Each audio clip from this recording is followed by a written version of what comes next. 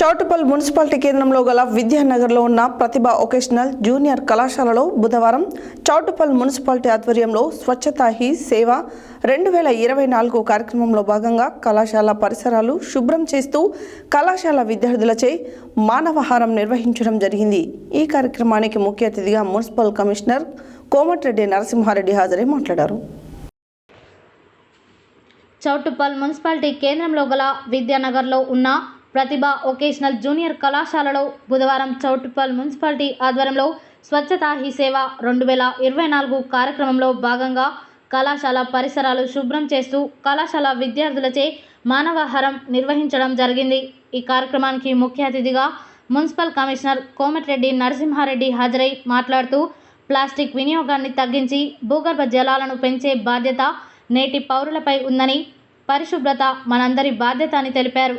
అనంతరం విద్యార్థులకు కళాశాల ప్రిన్సిపల్చే ప్రతిజ్ఞ చేయించారు।